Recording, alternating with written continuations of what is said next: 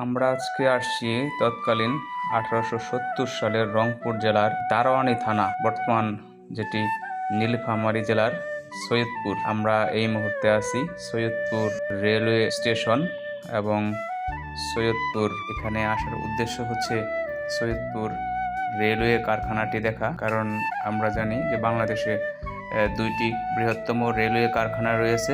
একটি হলো এই সৈয়দপুরে, অপরটি হচ্ছে চট্টগ্রামের পাহাড়তলিতে রয়েছে চট্টগ্রাম পাহাড়তলি রেলওয়ে কারখানা। আমরা একটু সামান্য সামনে হাঁটতেই দেখলাম বিশাল মাপের একটি রোবোটিক মেশিন রেল লাইনের নিচের পাথর প্রতিস্থাপনের কাজ করতেছিল। আমরা এটা দেখে কিছুটা নস্টালজিক হলাম, শিশুদের মতো দাঁড়িয়ে দাঁড়িয়ে কিছু দেখলাম।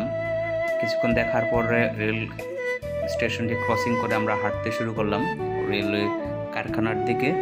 জাস্ট সৈয়দপুর রেল স্টেশনটির সামান্য ডান দিক দিয়ে নেমে গেলেই সেই ব্রিটিশ পিরিয়ডের নির্মিত রেল স্পটগুলো বা রেল স্টেশনগুলোর নির্মিত লাল রঙের দালানগুলো বা স্থাপনাগুলো দেখতে দেখতে আমরা হাঁটতে হাঁটতে চলে আসলাম সেই কাঙ্ক্ষিত রেল কারখানাটির সামনে।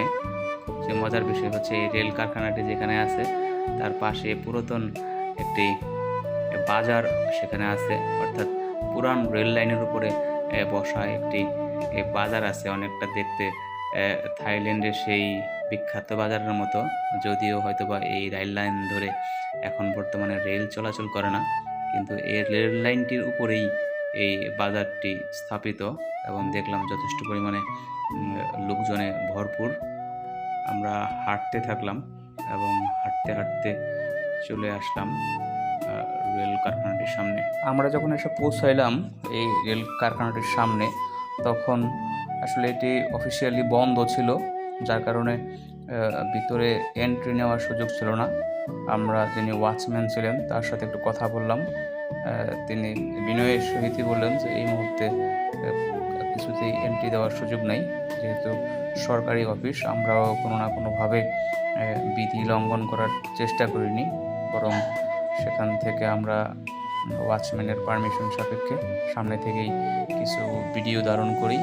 যদিও সেখানে সাইডের একটি সাইনবোর্ডে সতর্কীকরণ লেখা ছিল যে বিনা অনুমতিতে কোনো ধরনের ছবি বা ভিডিও করা যাবে না। তো সৌভাগ্যক্রমে আমরা সেখান থেকে ছোট আকারের পারমিশন পাই এবং ভিতরে প্রবেশ না করেই বাহির থেকে দইয়ের স্বাদ গলে মেটালাম সেই পুরনো রেলের যে বগি বা ইঞ্জিন স্মারক হিসাবে রাখা আছে, সেটা দেখে আমরা আপাতত তৃপ্ত হলাম। এবং এই সৈয়দপুর রেল কারখানাটি এটি সত্যিকারই একটি নান্দনিক এবং দর্শনীয় স্থান, এবং নতুন যারা রয়েছে আমাদের তাদের জন্য একটি শিক্ষণীয় এবং ঐতিহাসিক স্থান অবশ্যই। রংপুর, সৈয়দপুর এবং পার্শ্ববর্তী এলাকার সকল মানুষের জন্য এটি যেমনি একটি বিনোদন বা পর্যটন স্থান হতে পারে, তেমনি দেশের বিভিন্ন স্থান থেকে বহু মানুষ এখানে আসেন শুধুমাত্র এই রেল কারখানাটি দেখার জন্য। আমরাও সে উদ্দেশ্যেই সেখানে গিয়েছিলাম।